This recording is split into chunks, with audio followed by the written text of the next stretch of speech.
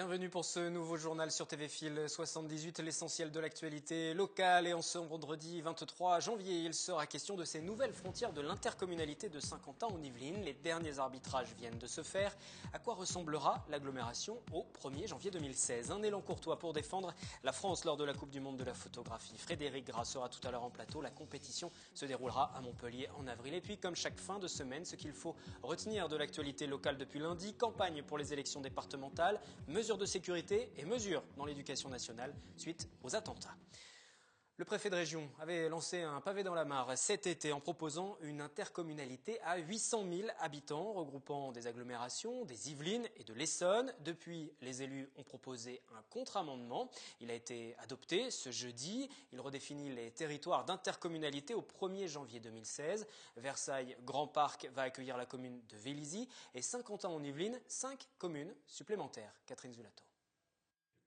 7 communes composent l'agglomération saint-quentinoise. Au 1er janvier 2016, il faudra compter sur 5 villes supplémentaires. Plaisir, Les Clés-sous-Bois, Villepreux, Maurepas et Coignières. Ce jeudi 22 janvier, la CRCI, la Commission régionale de coopération intercommunale, a adopté l'amendement présenté par le président de l'agglomération de Saint-Quentin, le président de Versailles Grand Parc, le président du Conseil général et les présidents de la CAPS et d'Europe Essonne. Depuis le mois d'août dernier, date à laquelle le préfet de région a présenté son schéma, nous étions sous la menace d'une intercommunalité à 800 000 habitants, 57 communes. Donc c'est une belle victoire et qui nous permet de pouvoir rester dans une intercommunalité qui sera à taille humaine, avec toujours de la proximité. Rien n'est encore officiellement acté, mais il faut dès à présent penser à travailler ensemble. Il va falloir se mettre autour d'une table, travailler bien sûr sur l'intégration de ces communes, parce que celles qui vont arriver devront se mettre au niveau des communes qui existent déjà sur notre territoire. Donc là, tout le travail commence, on n'est pas encore au bout de nos peines, tout le travail d'intégration, tout le travail aussi de répartition des compétences, et puis surtout l'impact que ça va avoir sur nos budgets. Quand on dit nos budgets, le budget de la communauté d'agglomération et le budget des communes qui vont y faire leur apparition. Puis on parlera aussi de la gouvernance. Notre but n'est pas, et on est en accord avec M. Laugier, le président de la CASCI, et pas de nous fondre dans la CASCI. Ce que l'on veut, c'est de retravailler ensemble pour pouvoir justement avoir une réflexion par rapport aux compétences et voir dans quelle mesure on peut remettre à plat les compétences aujourd'hui qui sont celles de la CASCI. C'est peut-être une opportunité aussi pour eux de revoir les choses de façon différente. L'amendement a été adopté par 69 voix sur 71, 2 voix d'abstention, dont celle du maire de Manille-les-Hameaux, Bertrand Houillon, membre de la CRCI. Certains l'appellent le Grand Saint-Quentin, moi je l'appellerais le Saint-Quentin historique, le Saint-Quentin des années 60-70, et qui peut être considéré comme intéressant en termes de bassin de vie, encore qu'en bassin de vie, il faut qu'on s'interroge de Manille-les-Hameaux jusqu'à Maurepas, par exemple. Je m'attache plutôt à un travail sur un projet de territoire. Et c'était la base de Saint-Quentin-en-Yvelines en tant que ville nouvelle à l'époque. Et c'est la base justement du projet avec l'opération d'intérêt national, qui est finalement une continuité de la ville nouvelle de Saint-Quentin-en-Yvelines. Et ce travail sur ce projet de territoire qui est sur l'ensemble du plateau de Saclay est un véritable projet d'avenir. Le préfet de région doit encore valider le nouveau périmètre ainsi défini, mais à moins d'un contre-amendement, ce qui semble peu probable. Tout devrait être arrêté à la fin du mois de décembre. Le délai est court. Certains élus voudraient maintenant faire du lobbying auprès des parlementaires pour obtenir un report. Et que pensez-vous de cet élargissement de Saint-Quentin en Yvelines à ces nouvelles communes supplémentaires? C'est notre question du jour au micro-trottoir. Au niveau budget, ça risque de changer beaucoup de choses. Parce qu'évidemment, les communes ont tous un petit budget et là, ça risque d'éclater. Il y a déjà beaucoup d'échanges avec ces communes-là, je pense. Le seul problème, c'est qu'il faut que ça supprime, si vous voulez, des structures en double. S'il y a une bonne répartition des charges, voilà, que chaque commune participe. Il y en a de trop. Il n'y a pas besoin de tout ça.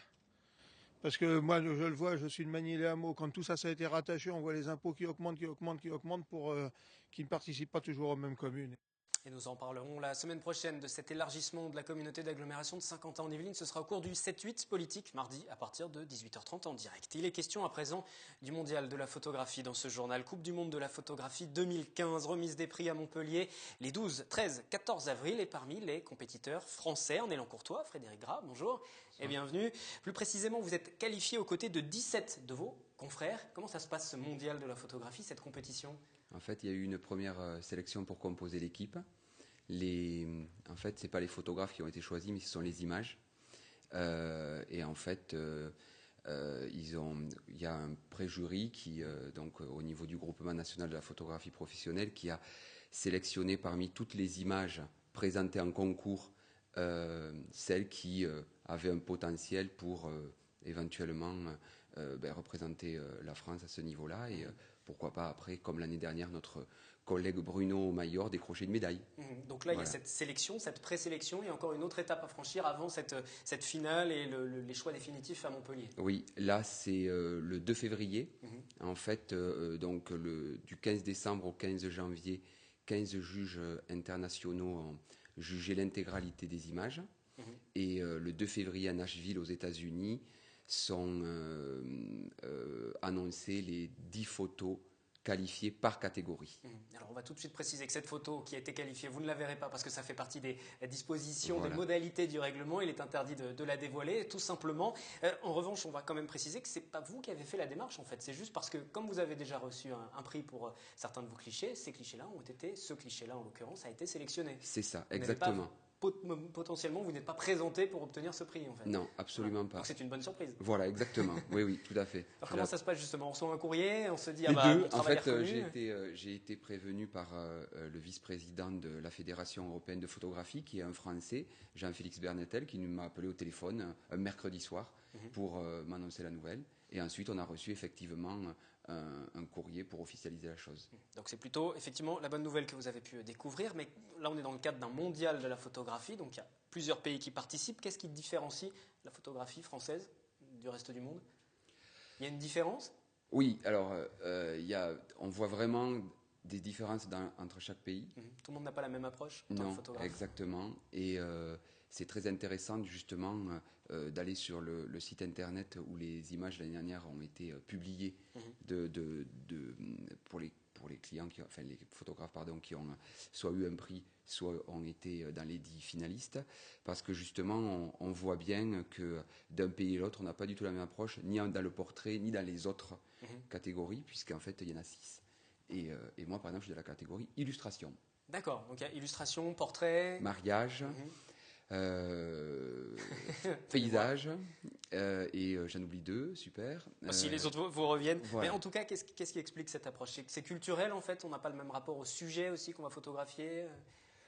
Oui, puis il y a peut-être aussi, donc comme vous le dites, l'approche culturelle, mais aussi les techniques utilisées, c'est-à-dire que par exemple aux États-Unis, certaines photos sont très très retouchées.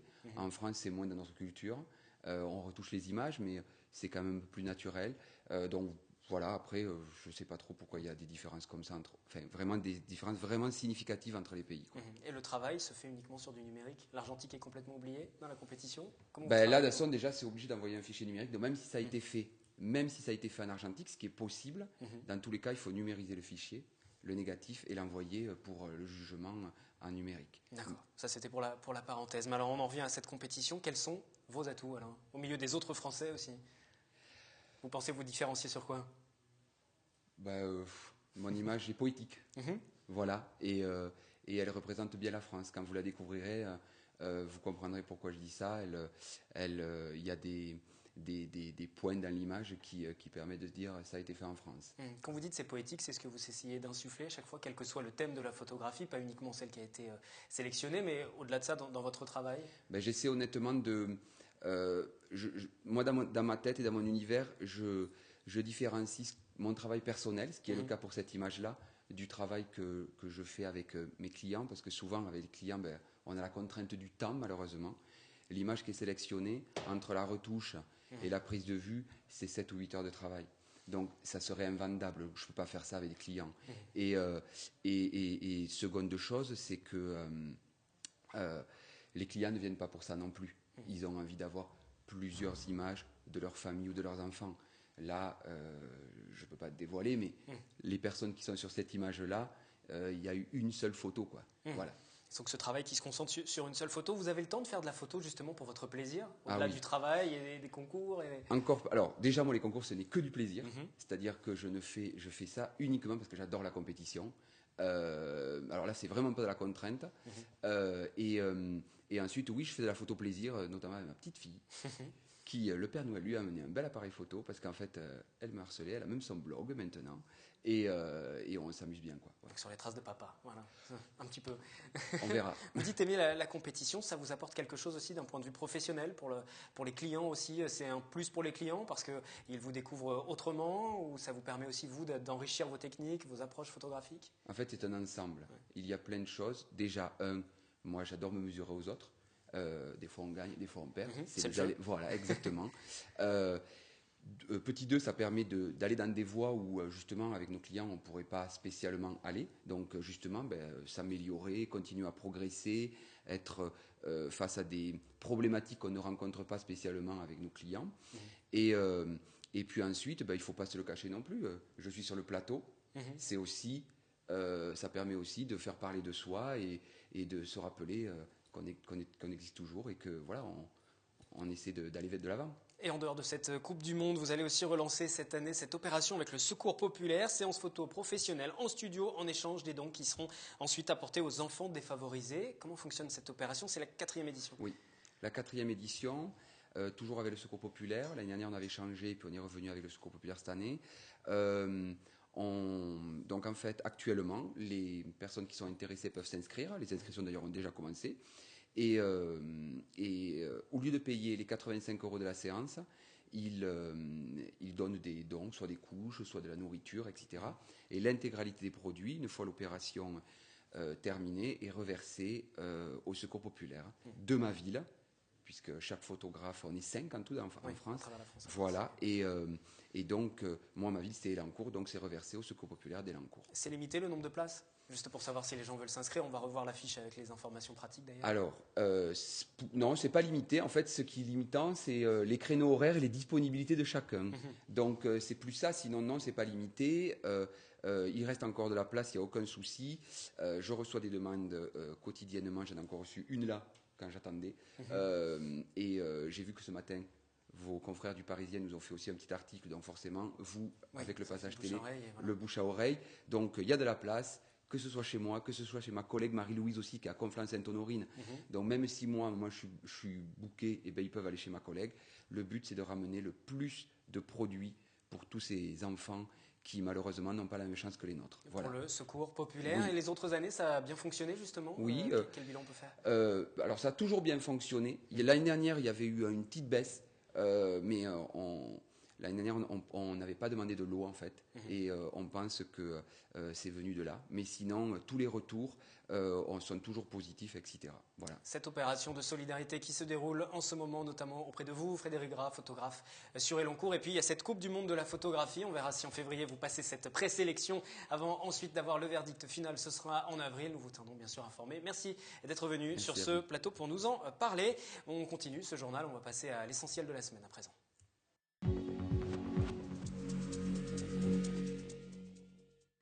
Pour débuter ce résumé de la semaine, de l'actualité de la semaine de la politique, les élections départementales pour renouveler les conseillers généraux vont se dérouler les 22 et 29 mars. Les choses se précisent du côté des candidatures. Il est d'ores et déjà acté que la gauche aura bien du mal à faire l'union. Le Parti socialiste est esseulé alors qu'un rassemblement anti-austérité autour d'Europe Écologie Les Verts, le Parti communiste ou encore le Parti de gauche se prépare. C'est le cas notamment sur le canton de Saint-Cyr-l'École qui compte aussi les communes de Bois d'Arcy ou encore de Villepreux. Écoutez Jean-Yves Maximilien, le responsable du Front de gauche sur ce secteur, il était en plateau cette semaine. Il n'y a pas eu d'alliance avec le Parti socialiste au premier tour depuis très longtemps pour ces élections cantonales, que ce soit en 2011, que ce soit en 2004. Il n'y avait pas d'alliance au premier tour avec le Parti socialiste.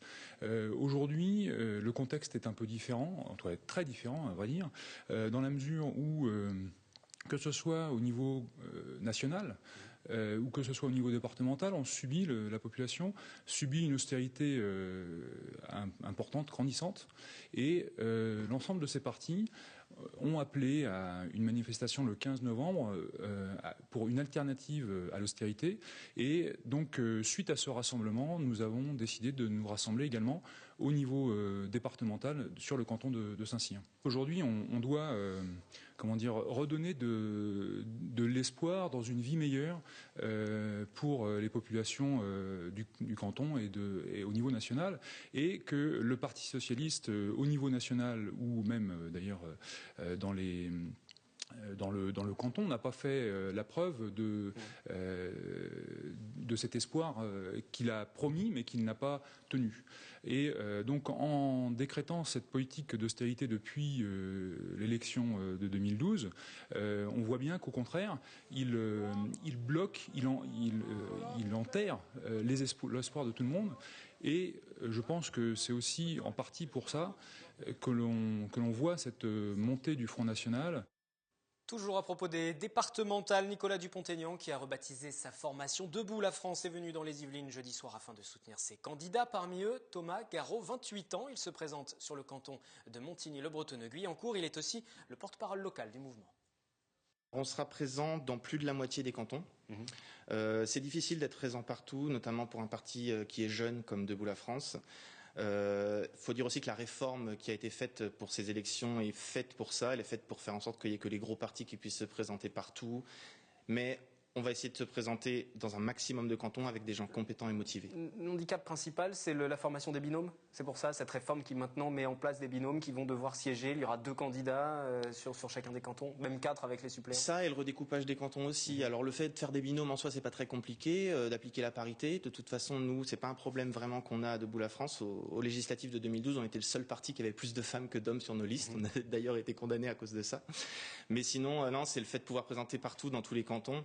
C'est assez difficile, mais on va essayer d'être présent dans le maximum. Mais on n'est pas non plus obligé de s'enfermer dans ce choix de mort qui est de devoir choisir systématiquement entre le Front National ou le PS et l'UMP, espèce de triangle des Bermudes politiques. On a le droit à d'autres choix, les Français ont le droit à d'autres choix, et en proposant cette voie, Nicolas Dupont-Aignan, Debout la France, propose le rassemblement. Le clivage gauche-droite n'a plus vraiment de sens de nos jours quand le Parti socialiste fait le programme que l'UMP aurait souhaité faire, quand le Front National nous propose le programme économique du Parti communiste des années 60.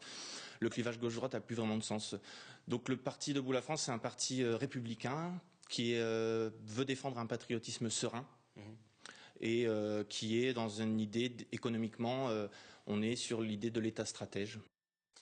Dans le reste de l'actualité de la semaine, les suites de la vague d'attentats qui a frappé la France, les sites de la communauté juive qui font maintenant l'objet d'une surveillance rapprochée de la part des militaires, exemple devant la synagogue de Versailles. Le préfet s'y est d'ailleurs rendu en personne. Des militaires du 152e régiment d'infanterie de Colmar en faction devant la synagogue de Versailles, c'était ce samedi matin. Et depuis ce week-end, ce sont en tout 11 sites principaux de la communauté juive dans le département qui font l'objet d'une surveillance particulière de la part de l'armée. Crèches, écoles et lieux de culte. Le préfet a d'ailleurs rencontré Samuel Sandler, le président de la communauté versaillaise, pour expliquer le dispositif et rassurer. Sur chacun des sites, il y a une équipe de 12 militaires qui se relaient pour assurer une permanence H24 et pour protéger la communauté et rassurer la communauté. Notre objectif, c'est de dire à la communauté qu'on est bien sûr avec elle dans ces moments difficiles et douloureux et qu'on lui donne les moyens de sa sécurité. Vous savez que les attentats ont ciblé fortement la communauté juive, au moment notamment des très graves actions de l'hypercachère à Paris. Donc la communauté juive se sent vraiment meurtrie. Les 11 lieux faisant l'objet d'une surveillance particulière se situent notamment à Versailles, mais aussi, comme ici, à Maurepas. D'autres villes sont concernées, Poigny-la-Forêt et un peu plus loin, Poissy, Sartrouville ou encore Saint-Germain-en-Laye. Ce mardi, le préfet des Yvelines rassemblera tous les chefs d'équipe afin de faire le point sur le dispositif et présenter une feuille de route. Il sera aussi question de l'organisation des rapports entre militaires, police nationale et police municipale. Le plan Vigipirate Alerte Attentat mobilise 10 000 militaires en France, 6 000 rien que sur l'Île-de-France et 132 dans les Yvelines. Et c'est ce mercredi, à l'issue du Conseil des ministres, que Manuel Valls a annoncé une série de mesures pour renforcer la lutte contre le terrorisme. 2680 emplois supplémentaires créés au cours des 3 prochaines années. Au sujet de la radicalisation en prison, 60 aumôniers supplémentaires vont être recrutés. Le Premier ministre a aussi annoncé la création de 5 quartiers dédiés au regroupement des personnes détenues radicalisées sur le modèle d'une expérimentation qui est menée actuellement à la prison de Fresnes. Je vous propose d'écouter ce qu'en pense Cédric Thorez. Il est le responsable du syndicat UFAP UNSA Justice dans les Yvelines. Il est également surveillant pénitentiaire à Bois d'Arcy. Le problème, c'est incarcérer des détenus. Par exemple, ça se passe à Fresnes. Ils sont 20, ils sont une vingtaine, je crois, à Fresnes. Ça se passe bien, mais parce qu'ils sont qu'une vingtaine. Mais demain, vous avez, on parle de centaines, voire de milliers de jeunes qui sont partis faire le djihad en Syrie ou en Irak. On les met où? Clairement, on les met où? On va pas pouvoir. Hein. Ou alors, il va falloir créer des établissements. Hein. Mais c'est pareil. Alors là, on va sur le système Guantanamo. Hein. Est-ce que c'est la bonne solution? Je ne sais pas. Ça veut dire qu'on les enferme et puis on jette la clé. C'est peut-être pas la bonne idée. C'est peut-être se poser la question en amont. Ceux qui sont déjà radicalisés, on s'en occupe. Mais il faut peut-être prévenir. Mais ça, c'est pas le boulot de la prison. C'est le boulot du gouvernement de prendre des bonnes décisions. Et une bonne fois pour toutes, de prendre des décisions. Et il faut recruter des imams aussi. Hein. Il faut recruter des aumôniers musulmans parce que eux sont importants aujourd'hui. Alors, il y a des choses sur lesquelles il faudra mettre des règles, mais il faut qu'ils soient recrutés. Parce que on a besoin de plus de personnes qui sont tolérants. Et la plupart des musulmans qui sont en prison ne sont pas radicaux. Au contraire, même certains ont certainement dénoncé, mais dans l'effet de masse, de ceux qui voulaient stigmatiser la République en disant c'est votre faute si on est en prison. Ils se sont pas manifestés. Et puis bon, c'est très difficile d'avoir un discours comme ça. Transport maintenant et travaux, surtout avec le chantier d'aménagement de la RD30 à hauteur de Plaisir qui débute. Les voies seront doublées. Une réunion d'information vient de se tenir cette semaine. Cette route, le matin, c'est infernal, quoi. Vous allez mettre 10 minutes, alors qu'en temps normal, vous mettez 3 minutes pour atteindre la nationale. La RD30 a longtemps été le calvaire de cette habitante de Plaisir et de bien d'autres. Saturée, engorgée, bouchonnée, les termes pour la décrire ne manquent pas. En ce début d'année, le chantier d'aménagement et d'élargissement de cette route a commencé. Un projet attendu depuis 20 ans.